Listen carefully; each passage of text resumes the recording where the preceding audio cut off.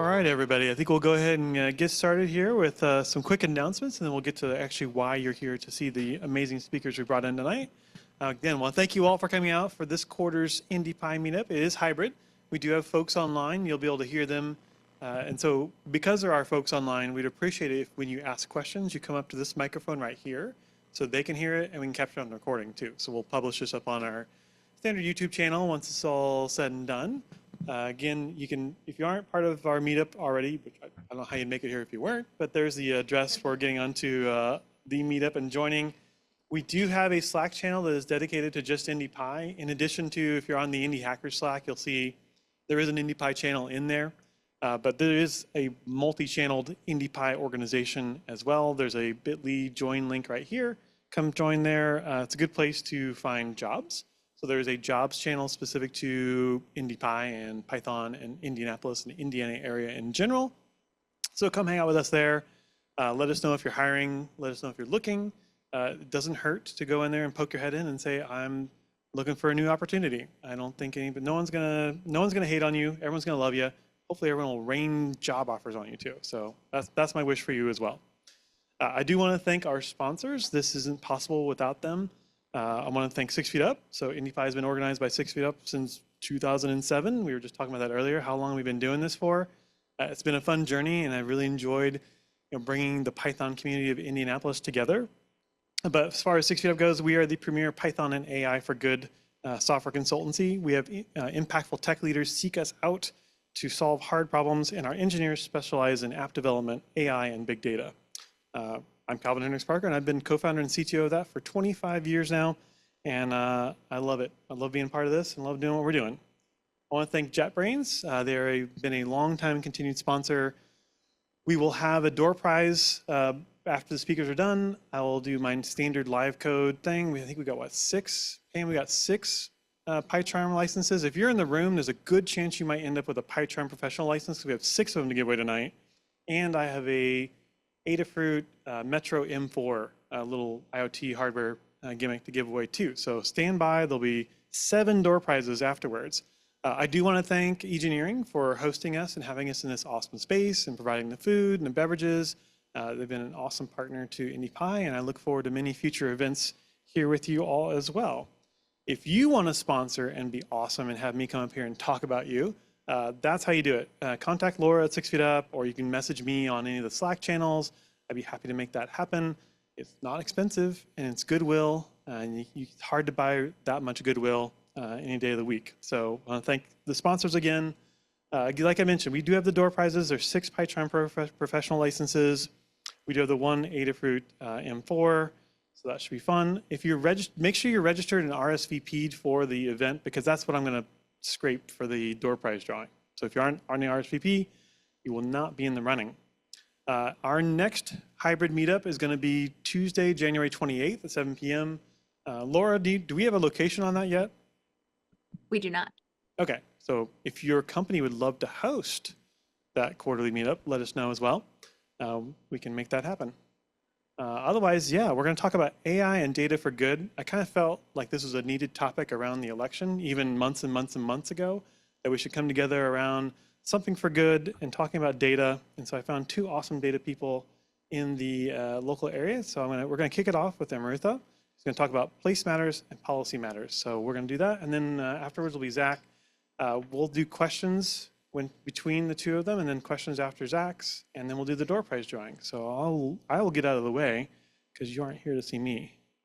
Right. Hello, everyone. Thanks for coming out to IndyPy today. As Calvin said, my name's Amrutha Pulikottil. Fun fact, my names actually mean immortal tiger of the forest. And so I know it's the most Asian name my parents could come up with. And I am the founder and a chief data scientist at Equatable, LLC. I actually started out earlier this year, and my goal is actually to build out more equitable tech solutions in the healthcare space. A lot of the work I've done in the last decade, and actually I decided to give you a little bit of background because one of the reasons I like doing these talks is to actually encourage people who don't have STEM degrees to get into tech. And so I actually moved to Indiana in 2008. And then I graduated from Anderson University in 2012 with a degree in political science and economics and a minor in peace and conflict transformation. 2 years into my college degree, I actually dropped my writing major because my goals back then were to be a war journalist. Clearly, I've never reported on a war since I was a teenager, so you can see my career goals have changed quite a bit.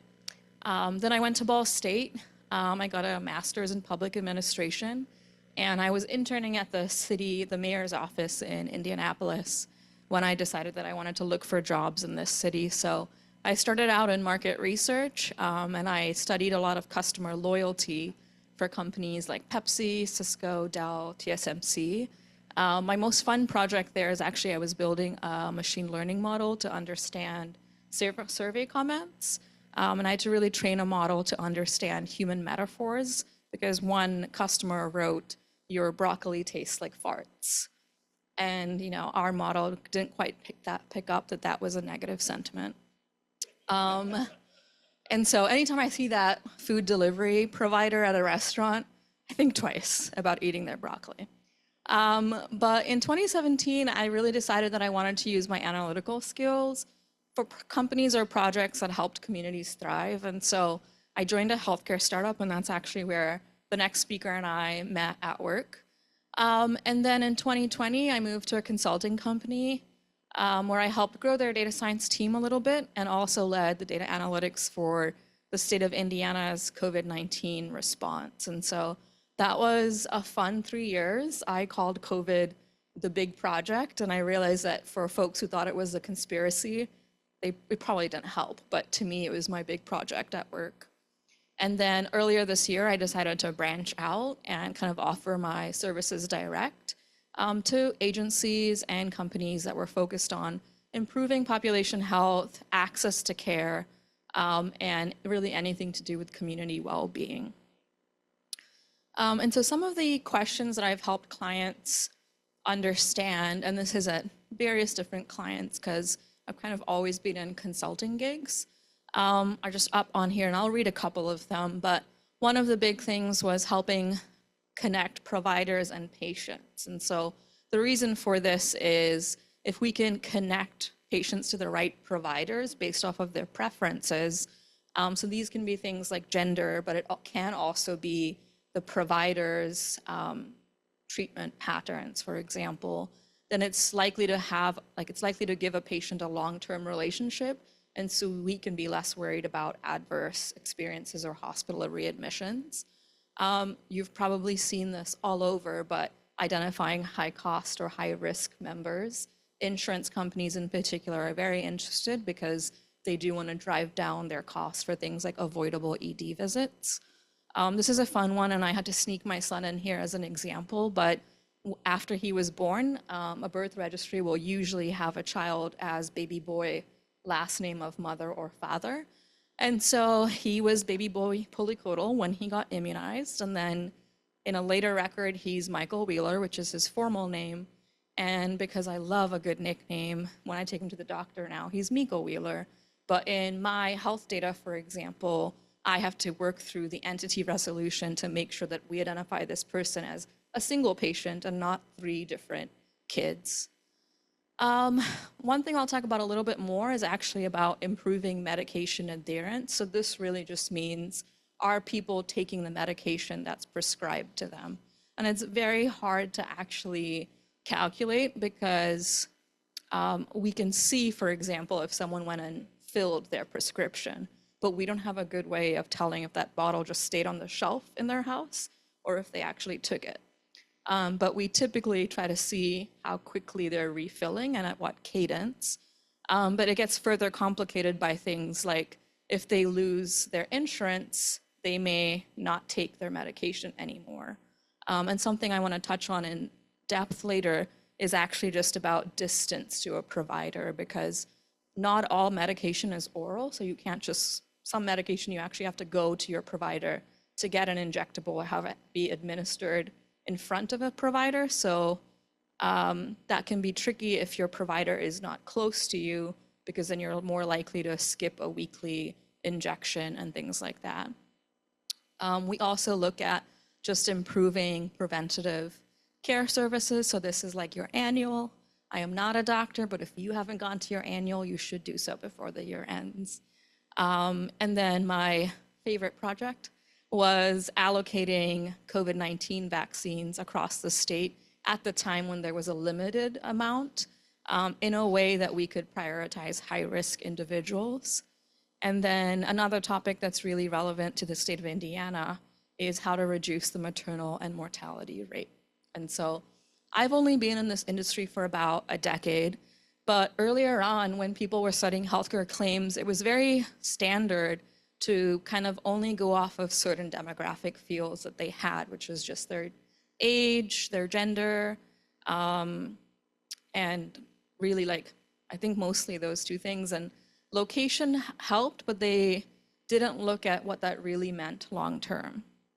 And so over the last few years, there's been a movement to kind of understand the importance of place and how that has an impact on an individual's health more. And so this is one of my favorite quotes, but it is a little dated because it's from 2009, but Detroit is around 139 square miles, and in 2009 at least, there were over 900,000 citizens and only 5 grocery stores. And so in the past, if let's say there was a patient who was struggling with obesity or diabetes or things that we used to call lifestyle diseases, a doctor may look at them and say, well, you should eat healthier, but didn't always factor in that this person may not have a grocery store near them, may not have access to a car, and may not have transportation. And so that final piece that I bolded is, I think, very relevant when I talk to folks in my field now, is that an apple a day may keep the doctor away, but that assumes you can find an apple in your neighborhood.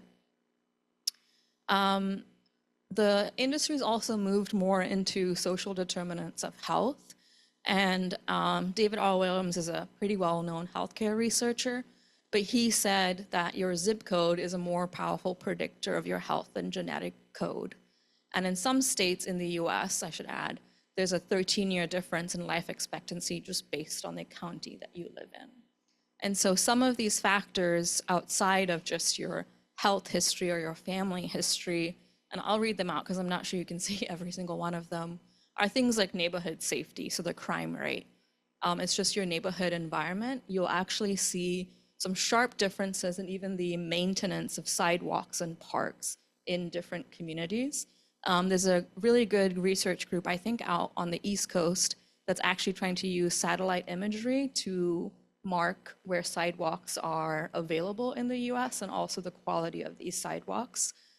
You might not think it's much and it doesn't have a huge impact on lifestyle, but just having good infrastructure can encourage kids to play or for people to walk more to do things or chores.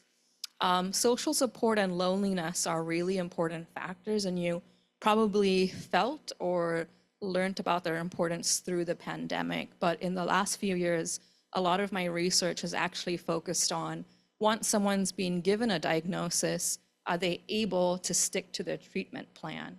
And a lot of that actually depends on the support system that they may have in the house. So for example, a single parent may not have the ability to share cleaning or cooking with someone else, so there's additional stress on them. Or if you have an older patient who needs assistance going to that provider for a particular injection, if they don't have that support system or they live alone, it might be harder for them to achieve that. There's other things like religious attendance, which kind of ties into the social support and loneliness. And then you have things that people kind of think of more typically with social determinants of health, which is food security and housing itself. And so I will go into one of these in a little bit more depth, and I'm going to preface this with, I did not create the algorithms for place-based health inequities. I did help the state of Kentucky with theirs, but it was based off of what Virginia did first. But you see a lot of states actually starting to measure this at a census tract or county level to allow their own citizens to understand basically the status of where they live in different profiles is what we call them. So that's economic stability, neighborhood, infrastructure, things like that. But I've found it very interesting to talk to people, business owners who are looking to invest as well. to kind of see where they could maybe put more infrastructure or where their businesses are maybe more likely to thrive. And Virginia, and the reason I picked Virginia is because Virginia was, I would say, more forward thinking to do this analysis by legislative district, which allows people to see how certain districts are doing by political affiliation or legislator. So I'll come back to that in a second. And I'll go over just really basic steps of creating an index. And if you're familiar with the US Census, you've probably heard of the Social Vulnerability Index. A lot of these indexes follow a very similar process. And so I would always recommend, if you're a data scientist, to make sure you're collecting features with some subject matter expertise as well. I'm definitely not an MD, and so I really do rely on folks with an actual medical degree to provide some input here. And then my job really is to help with the assessing if there's enough data, its quality, and things like that. The next step is data cleaning, and if any of you work with data, it's the most fun part of the data work, and usually 80% of your time. And I would say, like, with the work that we did for Kentucky, we actually used about 120 features in our input. That's just confusing to decision makers. And so we chose to use a technique for dimension reduction, which is called principal component analysis.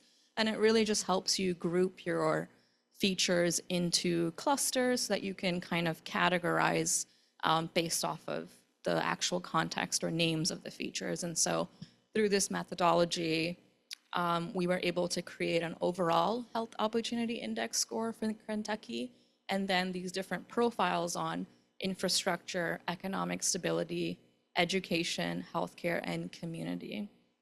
And when I go back to Virginia, as I can show you some of the inputs, many of them actually come from the American Community Survey. Some of them we calculated, and I think that's more of the fun part. So one thing that we calculated, and I think has just been very important for the work that I do, is distance and calculating resource density. And so I'm not able to share any code with you because I typically work with a lot of PHI and PII. But something we do is actually we look at where a patient lives, their actual full address. And so if you're wondering why your insurance company is asking you for what you think is too many details, is because it gets stored in your eligibility records. And that allows us to do things that are similar to this, where we look at a patient's address and then their distance to a provider. And we geocode both addresses and then we calculate this distance. But in this map that you see, this is the state of Kentucky. We actually took all, I think it's around 700 zip codes in Kentucky, geocoded them, and then calculated the number of approved MOUD providers, and MOUD stands for medication for opioid use disorder. We calculated how many of those providers lived within 10 miles of each zip code. And we actually did this by 10 miles, 25 miles, 50 miles, but then we deemed that 10 miles is probably what we would not call like an inconvenient driving distance.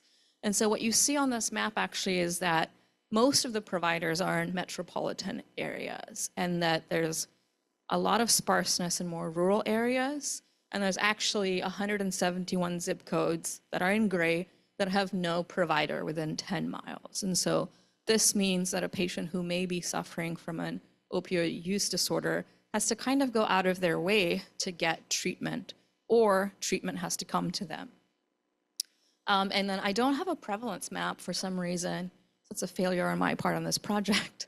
But the prevalence of OUD in Kentucky is actually, it lies around Appalachian Kentucky down here and then in the Southwest. And so you can see that there's kind of a big gap in the need and care over there. Another way we've used just this distance and resource density is around state-approved recovery housing. And in this case, we used a distance of 50 miles. And that's because once someone drives there, they actually tend to stay there for a longer period of time. Again, you'll see that it kind of spreads out from the cities, and parts of Kentucky that may need it more, which is that Appalachian area of Kentucky, don't have as much recovery housing available. And so this was really helpful to some of the decision makers in terms of trying to figure out where they should approve more MOUD providers, because not every provider can provide that treatment. They do actually have to go through a national verification process. And the same with the state-approved recovery housing. We did find out after sharing this information with the state that there was actually many recovery houses that just don't get approved by the state, but they're still available to patients. And before I move on, I actually wanted to hop and show you some of the actual Kentucky's work at least, and then I was going to end with just a few resources on the distance calculations, but I hope this is big enough. Yeah. So as I said, many states have started to measure place-based health inequities a little bit more, because they're just understanding that it takes more than just someone's claim history or their genetic history. And I think this is a really good movement because it also takes, moves us from kind of like diagnoses of blame. There's been a lot of healthcare where the patient feels really guilty or feels like they have no control over their diagnosis and treatment. But the reality is it's a lot about where they live and if they have access or means to address their treatment. And in many cases, for example, housing, their condition may be caused by the lack of good housing or clean air, things like that. And so I wanted to show this to everyone because I would love to do this for the state of Indiana. But this is the Health Opportunity Index for the state of Virginia. And so you can see that they have an overall Health Opportunity Index, and then they have these 4 different profiles, which they created through principal component analysis. They chose economic opportunity, consumer opportunity, community environmental profile, and then the wellness disparity. I absolutely hate this puzzle visual because it's really hard to, like when you've layered everything on there, but I will say it's kind of fun to do in Tableau at least. But it kind of just shows you which counties are ranking higher, and it's a good way to see that if Arlington has a very high HOI, for example, you can see it down here again, but it tends to have slightly lower economic opportunity. The wellness disparity, for example, is just in the middle. And this helps some decision makers just identify ways that they could improve the health of that neighborhood. What I actually find the most interesting is that they did this by legislative districts. And in preparation for this talk, I was actually checking last week and they took it down. But I'm glad it's up and working again. But I think this would be really helpful because something I do wonder, for example, is I live in Marion County. I've noticed even driving to different parts that there are no sidewalks in some areas. And I've probably mentioned before, but I'm originally from India and I grew up just walking almost everywhere. There's a lot of public transportation, but something as basic as a sidewalk can really limit somebody's ability to walk and access places if they don't have a car. And so what I find really helpful here is that you can actually see these scores by party. If you wanted to see how many census tracts that have a legislator of that party, like how are they faring, I'm going to go through this quickly, and there are links in the presentation if you feel like going through the links in more depth. You can also look at it by specific districts itself. And so I am going to be honest, I've only driven through Virginia twice. I am not very familiar with its actual layout. So we'll just pick a district for fun. But you can see how this compares to other districts that might be of interest. Actually, when we've developed this, we're trying to develop this for multiple states. It's not just healthcare decision makers that have been interested in this. It's a lot of businesses as well, to kind of see, even if it's a gym, for example, if there aren't enough gyms in an area, you can actually have a lower wellness disparity score, for example. Virginia also did this by house districts. It's a little glitchy right now. But I think a lot of folks, when I've worked in government agencies, like this is just a different way to aggregate data in the end. is we tend to stop at census tract or county or health districts. And Virginia is actually one of the only states I've seen who's been open to do this by political affiliation or legislative districts as well. So honestly, kudos to them, because I think it helps people understand when they're making policy or voting decisions to be more informed about the current state of their region before they vote. And I promise to give you links to this later. But I'll hop back here. One thing I wanted to leave you with before I pass it to Zach was just some resources. Geocoding is a lot of fun. It's extremely slow depending on how much you need to do. But the Google geocoder is something you do have to pay for, but it is a little bit more accurate.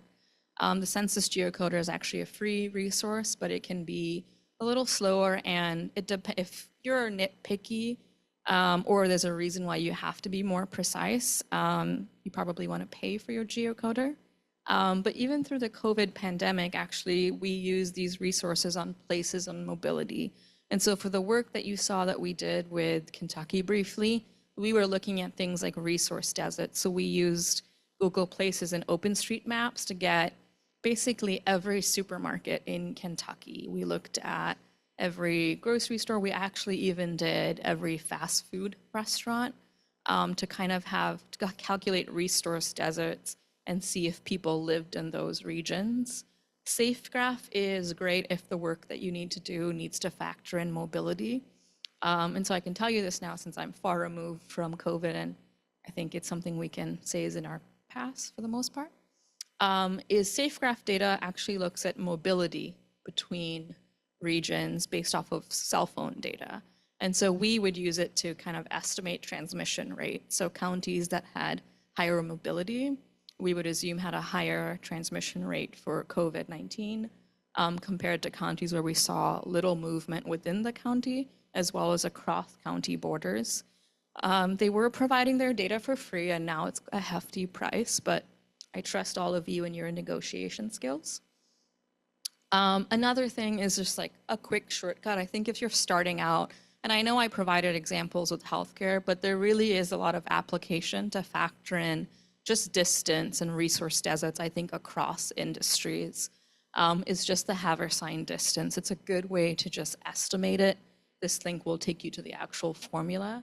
But if you don't need the actual drive time from point A to point B, and you just want to kind of estimate distance as like as if the Earth was completely a sphere, this is a good formula. It works better if you're not trying to do distances across countries and like within a state or within neighboring states. And then I would also recommend it if you're not looking for high precision. Some of the work we do for or have done has been about if there's going to be a new healthcare provider in a region, they usually have to guarantee that they'll service a certain number of citizens.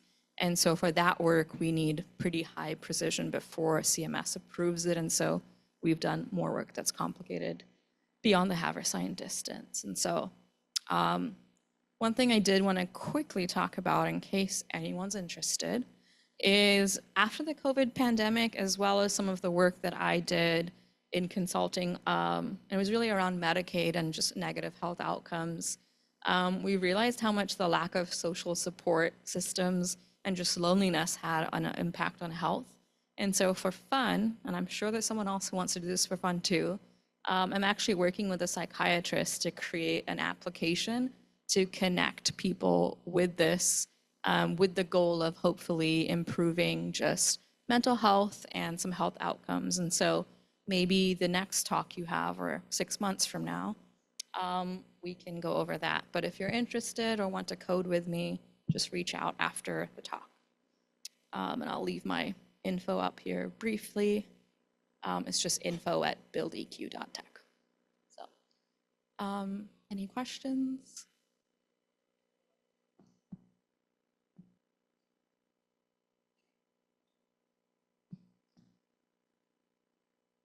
I think that the Virginia infographic you brought up with the data powering behind that, and you commented on how bad the puzzle piece like graphics were. even the follow-on graphics seem to be lacking in helping me understand what was actually trying to be depicted by that. What can we do to make better visual representations so that maybe it can be brought down to more common folks who are trying to interpret that data? Yeah, I think, first of all, I should add that this is, yes. So one thing I'll add is the data visualization, the state of Virginia did it in Tableau. And you'll find a lot of states actually use Tableau. A lot of the data transformation, the modeling, all of that work we typically do in Python. And so each of these bubbles actually represents, and I should have hovered, tells you what percent of the population or number of census tracts lives at that opportunity level. And then, so in this little bubble graph, most of the census tracts in District 7 live at what they call an average HOI. And there's very few in the very high category.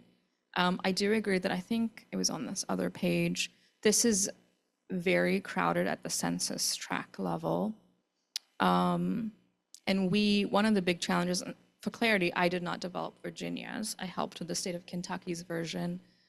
It was really hard for people to understand or really conceptualize what a very high opportunity level meant at times, because it's not a number, it's just a little category. But the goal was to say, just to rank in a way, but not in a numerical way, because local health departments can be a little political or competitive. And so the goal was just to give them some guidance in terms of direction and not make it, not let people get lost in the weeds, if you will. I'll go back to this, but that's what the bubbles represent. And so you do have to kind of hop and navigate. There's not an easy way to compare, for example. This isn't gonna work this way. But you see that if we did it at the Senate level, if we just looked at the Democrat Party, that 24% of the population in the census tracts live at an opportunity level that's considered very high. But if you switch to Republican, and it will take a minute to change, that's 18%.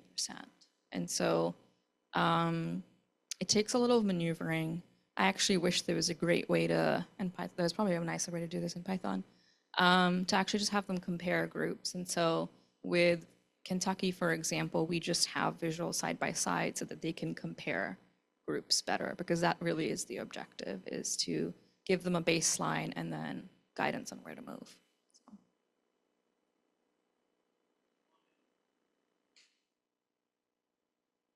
I actually have two questions. The first one is, when you aggregate the features into those groups, did that decrease the accuracy of the model afterwards? And then the second one is, for this is a dashboard, so I don't, but for like the predictive models, you said CMS approves this at the end. Does anybody approve that, and what accuracy level, like all that stuff, is necessary? Yeah, I should clarify. CMS does not and will likely never approve a dashboard like this. What they're approving is when there is a new provider in a region, that provider has to go through a process with CMS to make sure that they're providing services to a certain number of the population and distribution. So for example, if that provider came in and for some reason only serviced an area that was 100% white, CMS would probably review that and ask them to set up different offices or have providers who are traveling to service the area better. In terms of building out the HOI, Virginia does have a pretty detailed methodology. And so when we're collecting these features and doing the dimension reduction with PCA, we do actually test those individual features and then the combined components to different health outcomes. And so I don't recall which ones we picked for Kentucky specifically, but we're looking at how these features combined and individually predict health outcomes like the birth weight or the mortality rate in that region. When combining them, we do lose some predictive power, but the benefit of having these components is that it creates more context for a particular region. And so one thing with something like this is health outcomes are incredibly complicated, and using PCA rather than just features directly to an outcome was helpful because there's a lot of competition and there's a lot of correlation or multicollinearity. And so PCA kind of accounts for that in a way. And so each of these features is getting weights. And so things that are less significant we never removed them from the model. They just had very, very low weights. But that's helpful because let's say in a few years, we can actually update the data and the weights would just change versus omitting a variable that could be significant on a health outcome.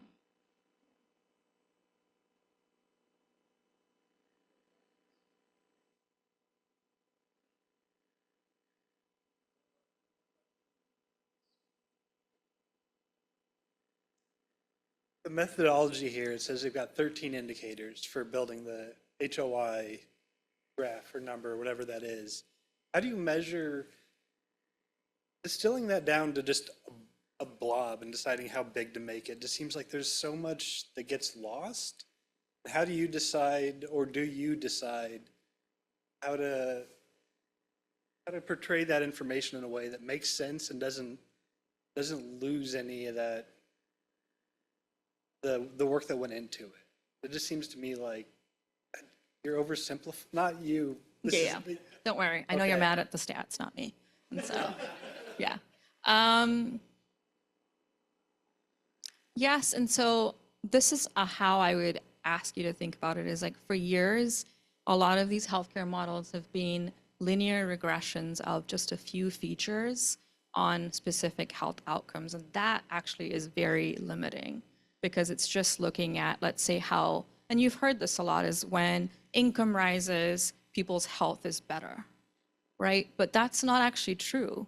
For when income rises, there are actually some communities that it has no impact. For example, South Asian populations have a really high prevalence of diabetes, both type 1 and type 2, but they also have one of the highest GDP or incomes in the US. That doesn't take that prevalence away.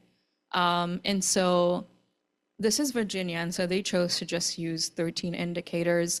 Their approach differed a little bit from what we did in Kentucky, which is that we met with several different subject matter experts and gathered features of importance to them. We did verify that with literature as well, and then we checked if there was some data availability.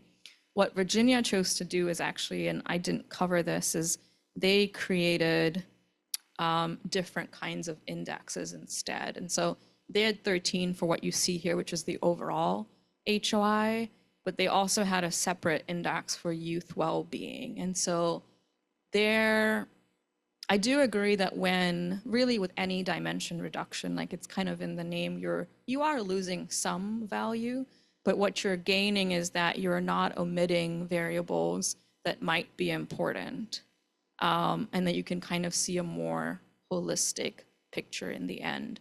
And so I will also say that when people look at this, in Kentucky, I think we printed out every variable that we ended up combining into these categories. And sometimes we went against the model. So the model might have said that feature X needs to go into a community profile. But then when we reviewed the model with some of the experts, they would say, no, that feature actually belongs more in economic. And so we did kind of break the rules in those regards. I don't always think, well, I don't think you should apply this methodology to everything. I think it depends on what your problem is.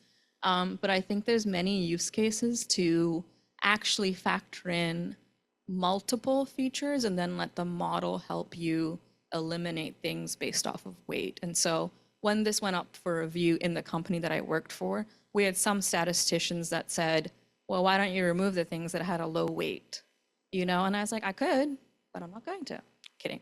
I mean, I've talked to them about how in the future, it just made the model a little bit more dynamic to changes in the future when another feature that we knew was important in health outcome, if we had more data or the stats itself changed, this model will be more dynamic. to handle that. So I hope that answers your question. But I mean, I will admit that whenever you create even an index or any dimension reduction technique, you are reducing some of the individual value itself.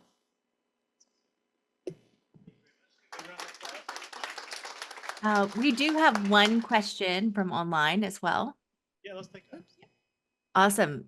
Who are typically your clients in the healthcare data analysis realm? Are they government agencies, insurance companies, healthcare advocacy groups?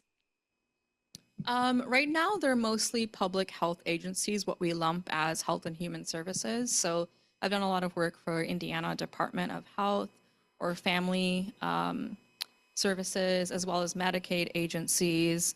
I do some work for insurance companies or brokers, mainly around identifying high-risk customers. And that what I'm actually trying to break into more is to nonprofits and companies in the mental health care space. I just think there's a huge provider shortage, not just in the US, but around the world. And I think it would be really beneficial just to be able to connect patients to providers more easily. Because I don't know about you, but it's taken me a while to find different doctors, and it's just frustrating and adds stress. And I think it could be a lot easier because now we have tech, and that can solve a lot of problems. So. Excellent. All right. And Zach, you want to come on up? Hey, everybody. I'm Zach Cardwell. I'm a data scientist. I am the CEO of Data 317. I'm also the board president of Indie Hackers. I've been a data scientist for about a decade, and I've worked in just about any industry that you can name at this point across different projects, you know, from retail to healthcare to all that sort of stuff. As you're going to see, I'm a total math nerd. I'm also a physics major, so you'll see some of that in here too, and I'm also a Pythonista. So today we get to talk about my favorite data set ever, absolutely ever. It's the American Community Survey. We'll jump into that a little bit. Amrutha talked a little bit about it earlier, and I am super duper excited because this data set, you can use it in a million different ways, including for healthcare stuff, for nonprofits, all that good stuff, and we'll really dive into it. So before I jump into that, I have to put in the awkward break. As the board president of Indie Hackers, we are having a holiday social coming up on December 14th. This is traditionally our biggest party that we have. It's going to be at Half Liter this year, so down in Broad Ripple and all that, rather than Launch Fishers and everything. And we would really like all of you to be there. It's going to be a lot of fun. The board has been really, really hard pulling it together. Cam and Amrutha are both board members as well. They're helping put together the party and all that good stuff. And we would love to have you there. We need some more Python people there. So yeah, let's do it. All right. So I'll throw that up at the end. But, you know, one of the things that I was thinking about before I came here was, you know, we're talking about AI for good, data for good, and that sort of thing. But whenever I go to an event like this, a lot of times people will come up to me and say, hey, Zach, so how do I get started in this data science thing? You know, and it like literally every single one of these things I ever do, someone always comes up and asks. And it's like, you know, people really, really need experience, you know, but unfortunately, a lot of jobs don't allow you to get experience. And so we end up in a situation where a lot of people want to get into the field of AI, data science, or if you want to call it machine learning or whatnot, but they can't do it. And school projects, I'll let you know right now, like when you see school projects on a resume, you see like the same project 50 times over, so you don't really know how to weight it. And it's way better to have really, really good experience instead. And so usually what my advice is volunteer for a charity. And the reason why is this right here. So this is a fun stat. I know that people have differing opinions about the election and that sort of thing. You know, it's a mixed bag depending on where you line up with your political persuasions and all that. But some happy news, regardless of what's going on and all that. You know, the USA is one of the most charitable countries in the world. $553 billion was given away by the US population in 2023 alone. That's almost as much as we spent on defense, if it puts it into scale or anything like that. 76% of that didn't go to religious services, and 67% of that was individual. If you compare that to our GDP, our government spending, per capita basis, population, that sort of thing, we consistently rank towards the top. And the reason why I bring it up here is, this is an opportunity to go see real business problems while also making a difference. This is a huge industry that often doesn't have access to the top of the line AI, machine learning, all that good stuff. And you can actually make a real difference to help them figure out where they should be focusing at, what support they should render, and how to be really effective with the dollars that they get. But the question is like, how can you do that? And so I want to introduce you to probably the coolest data set that there is out there that's completely free. I'll probably sound like a used car salesman if I could talk right now, but let's say that I could give you 30,000 variables at the neighborhood level, at the census tract level that Amrutha was talking about a little bit earlier, for completely free. It includes things like income information, how much people make in a neighborhood, educational attainment, so if they made a PhD or a bachelor's degree or just high school education, what their housing costs are, so how much do they spend on their mortgage, rent, and all that good stuff.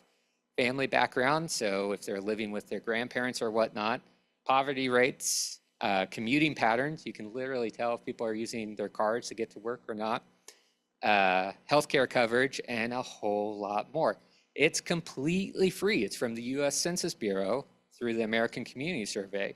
It gets updated almost every year, and it's in a nice tabular data format that you can actually use to make impacts.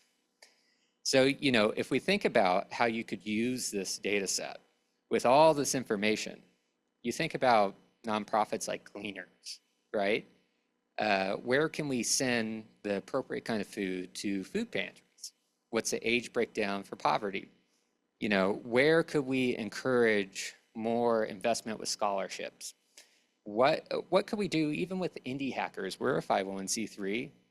What representation do we have of the tech workers? Occupation data is inside of this, and it's completely free.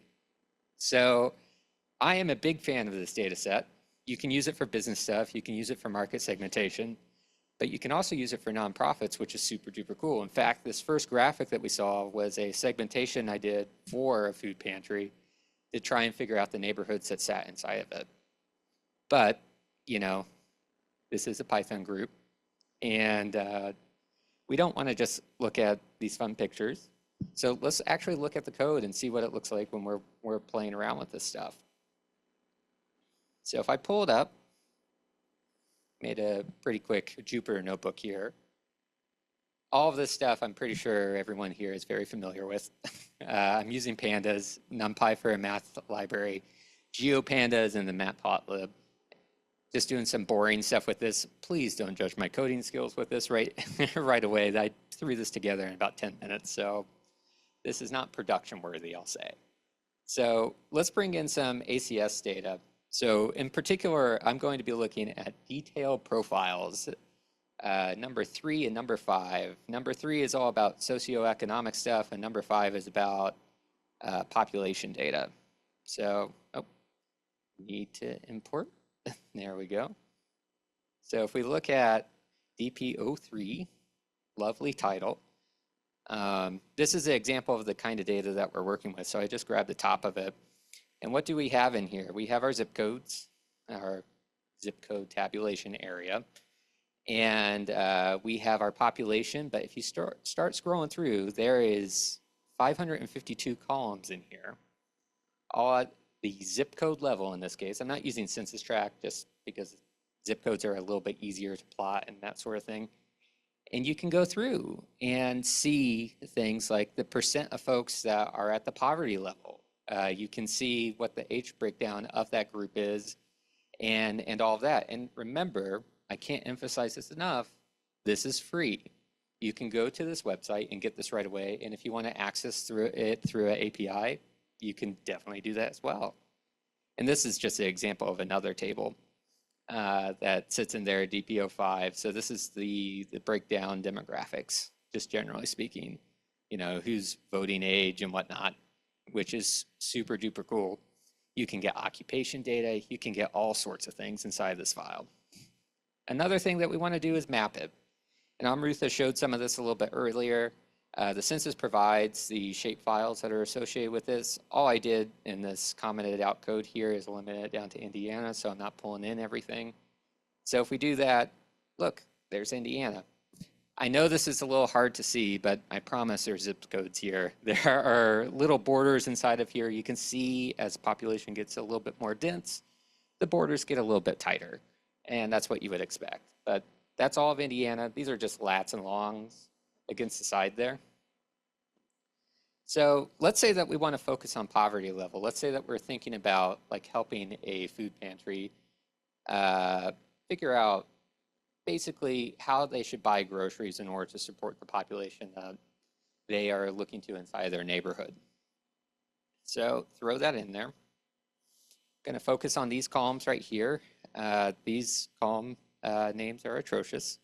It's a lot of fun. This is a lot of the data work right there is trying to figure out exactly what this stuff means, and I am just going to take a look at these and clean them up a little bit and look at the head of that file. This is Indiana for the most part, and yeah, so we see different poverty rates associated with these different zip code levels, under 18, related children of the household are under 18, and so on and so forth, right? So far, we just have some data. Now, what a good idea, generally speaking, to do is, well, I first have to turn it into numerics and all that. It's an interesting data source, I will say that. But we can plot these things out. And so this is percent of people below the poverty level by zip code. One of the interesting things, an artifact that's a little bit strange, if you look around universities, so this is IU right here, this is Purdue up here, this is Ball State right there, you'll see that it's a little bit higher. And that is something to kind of keep in mind whenever you're working with data sets like this. Sometimes how they define the various levels that exist inside of there might cause some issues with what you're actually trying to solve for. And that's an interesting indication as it sits right there. So if we wanted to look at just Indianapolis, this bright yellow thing here is 46225, I think it was when I looked it up. Then we have 46227, 46217, and you can kind of see how it just changes throughout the city and that sort of thing. And again, if we go back to use case, imagine that you have a food pantry in these areas and you wanted to know something about the poverty rate or the type of poverty that existed in these zip codes and how much you could supply them with this information. And also remember that they likely don't have this information at all because in my professional experience, no one knows about this data set, to be completely honest about it. So this is super duper enlightening. So if we look at the distribution of poverty rates, we kind of see this tail form that kind of generates here from it. One thing I do want to say with the math is that when we look at some of these numbers, it's a little tricky with how they actually define it. The rates reported in this data are the number of folks that are at an income level divided by the number of folks in a zip/age. It isn't like the actual rate. So that's all to say is as we divide things out between the different age groups, don't expect them to add up equivalently. And I'm going to show you a neat trick in order to correct for that if you just have this data to use, just generally speaking, across the board. But what's interesting about this, to bring it back to the problem that we're trying to solve, if we're solving for a food pantry, the dietary needs of someone under 18 is very different from folks that are 65 and plus. So is it for working adults and all that. This gives so much context to the sort of support that a food pantry should give Or if you're thinking about SEQOA and where they should target, you know, that's a it's a old age transportation service, essentially, that helps folks get to their doctor's appointment. This is going to give more context about where they should focus and all that too. But, you know, you can start turning this data inside and out. It's a ton of fun. So I wanted to do a quick example here. This is just mathing it up a little bit. Sometimes the census is a little, or the American Community Survey is a little tricky in how it reports its data. So you have to take some analyses against it in order to make it work. What I'm doing here is just a naive estimation of the income rates, or the poverty rates against ages and that sort of thing. Turns out it's a linear equation that you can work out, which is pretty cool. You solve the linear equation from there, you can get out base rates, which are what you would expect. So estimating it out, we would expect about 21% of folks under 18 in the state of Indiana that are the age breakdown would be about 21% of folks in Indiana is about under the age of 18. 64% is between 18 and 64, and 15% is 65 plus.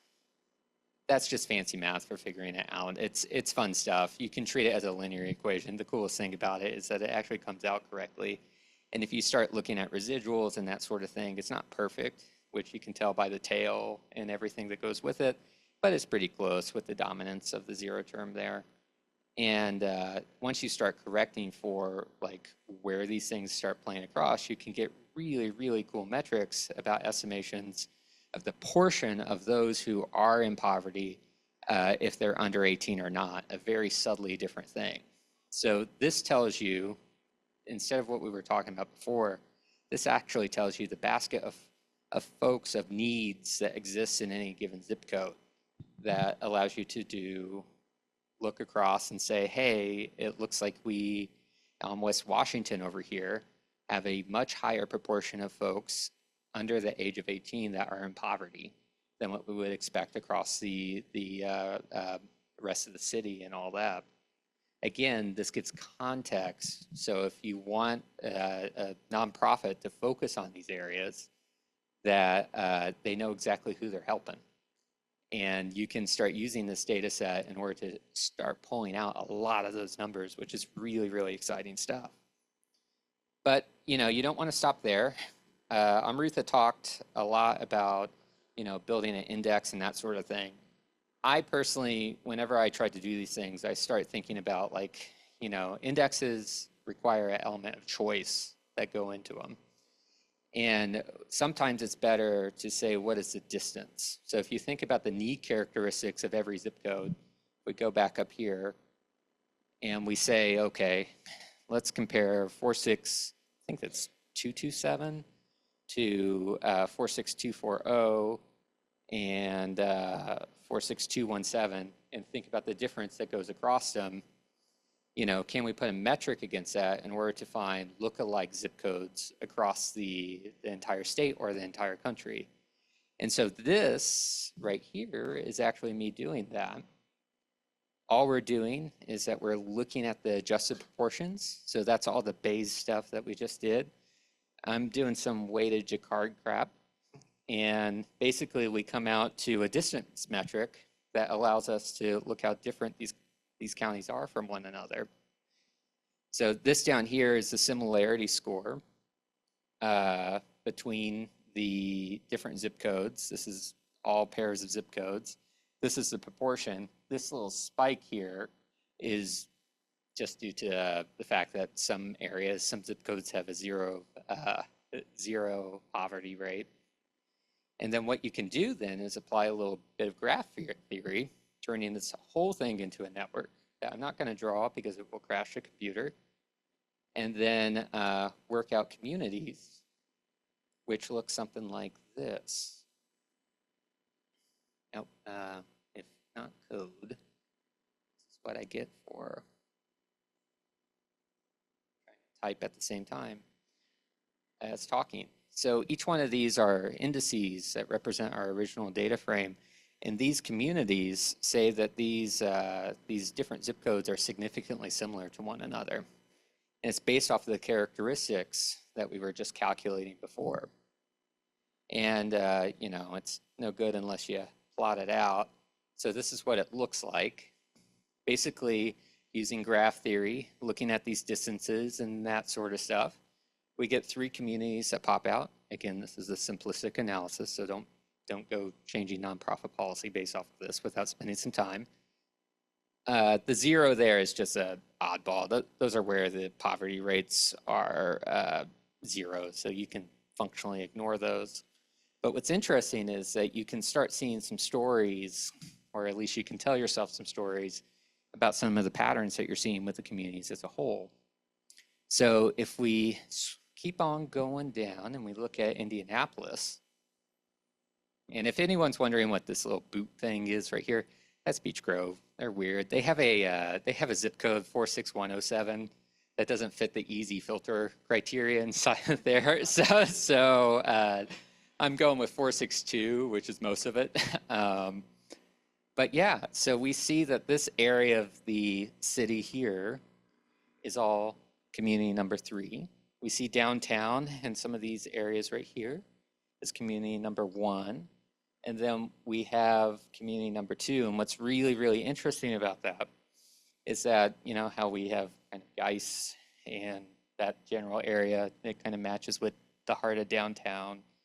We have this corridor that matches to the east side.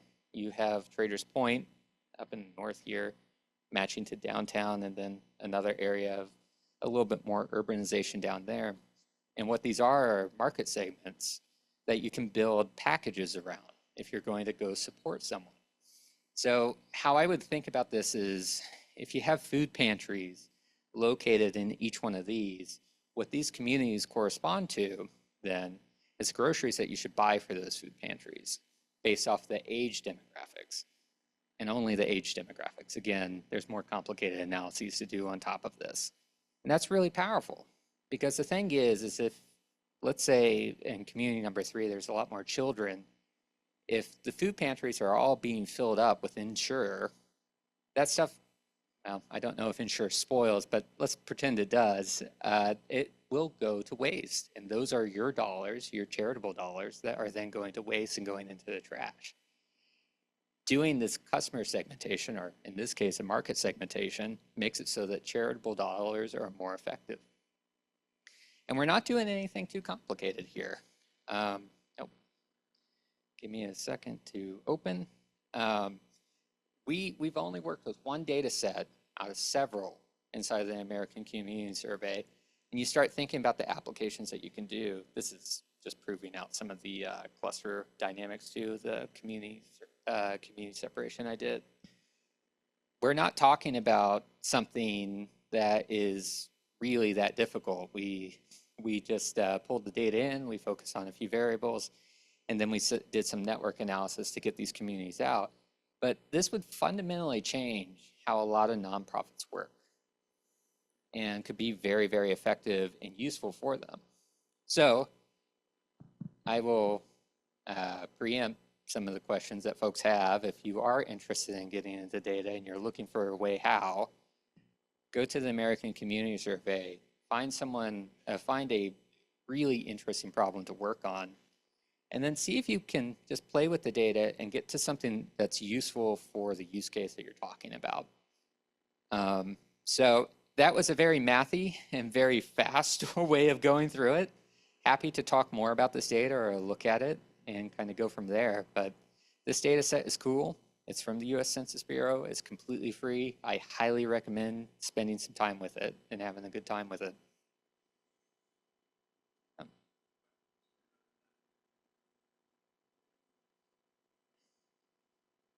Anybody online? Any questions at all?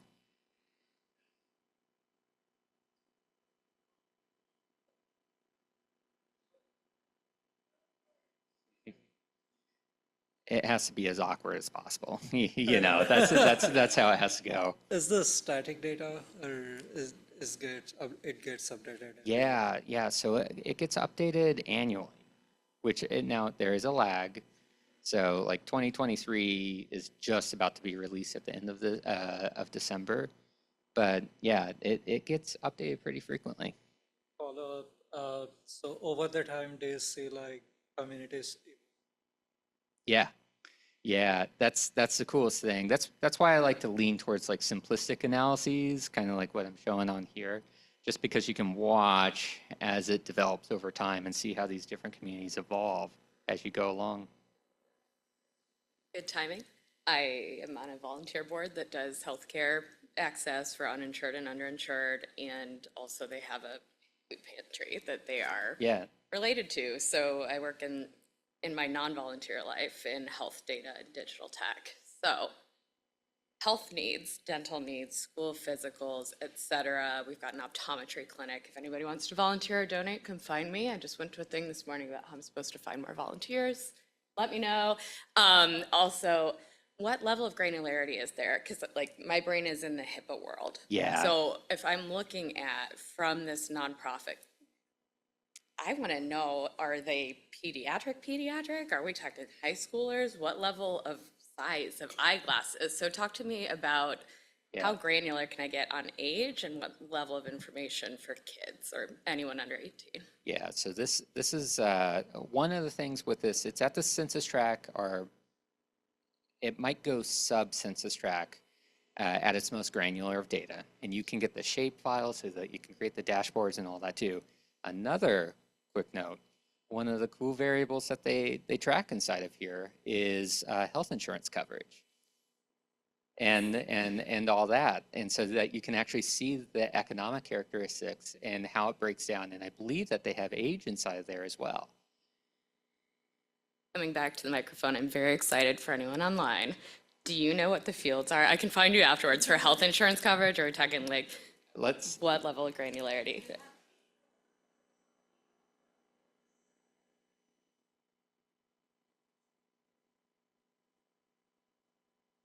Is all of commercial bucketed? We can talk after. Yeah. Okay, and let's- uninsured, is that reliable? For folks with no coverage? Let's talk. Okay, thanks online people, I'm very excited. Yeah, it's in there. I think it might. Yeah. I'm mostly. I was gonna pull one of these things. See for it. Right. Yeah. No, and completely free. Again, it's this pops up quite a lot. Like you can, if you can think of a nonprofit that needs support or data support or anything like that, and you want to show your portfolio, you can get to this right away. And also, if you want to make a little money off of it, people love market segmentation reports, and this is how you do that as well. Any other questions? We do have one online. Do you have any examples online for testing learning against this data set? And like, is there a Slack channel or a GitHub? Yeah, so this is referenced a lot with the online competition site, Kaggle, where they're attempting to predict certain variables, that sort of thing, based off of census data, American Community Survey data, and that sort of thing. What I would highly recommend, though, is just outside of that, within itself, is getting the data from the American Community Survey, from the U.S. Census Bureau, and then coming up with your own thing to see what you want to try and predict. One of the biggest things that hiring managers look for, data science-wise, is seeing the creativity that pops up and explaining the weights and how you arrive at the thing that you're trying to predict. So I wouldn't lean too much on the online competition board. I would bring down the data, see what patterns you see, and then work with that. One thing that Amrutha brought up in particular is PCA. Another way to kind of do that, it's a variant of it. It's called truncated SVD, and doing dimensional analysis and everything against it to see if you can get relevant clusters. Super cool stuff to work on. The biggest thing that you're going to have to work with this data, and Amrutha mentioned it a little bit, is if there is collinearity. That's a hard word to say, so forgive me for being a little slow on it. But and just making sure you account for proxies of one variable to another. because you'll end up overweighting, say, age and sex breakdowns for something else that happens to correspond to that. Any other questions? I could talk about this all day, so I'm all about it. There is another question online. Is there a type of data visualization that you find yourself going back to over and over again? Specific kinds that are easily digestible for a wide demographic? Yeah, so a lot of things, whenever we're talking about mapping, just generally speaking, folks like to come to this kind of plot here, where we look at this. This is using shapefiles, this is using GeoPandas in order to plot it out, that sort of thing. Folks will then also throw this in Tableau. One piece of advice I have for any aspiring data scientists is please don't just make it a population map. One of the biggest issues with most analyses like this is the fact that they don't account for the relative rates that occur naturally just because of population, balance for it in a certain way. You see this with the state all the time. They're working on opioid use right now with the state of Indiana. And specifically what they're looking at is naloxone usage rates across the board.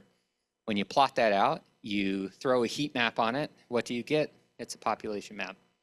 What you want to do is balance that and say, hey, what are the actual differences that happen on a per capita basis? Now, we luck out with zip codes. What zip codes ultimately are is a measure of how do I say this delicately, lazy the US Postal Service wants to be. The more people in an area, the smaller the zip code is generally how it works. And so you have a self-balancing way. That zip codes ultimately really represent a mail route that's going through an area and that sort of thing. If you ever wonder what the 4 digits are that sit on the end of it, that's what's going on with it. And that's also why they follow kind of a pattern of 462, 461, and all that good stuff. But generally speaking, if you're looking at census tracts, or if more importantly, you're looking at counties, you want to be aware of that and balance for population differences that occur across the board. There's a really funny, but unfortunately slightly inappropriate XKCD cartoon about this exact fact. Just look it up sometime. Population maps, XKCD, it's super cool, but probably inappropriate to throw up on the screen right now. So, any other questions?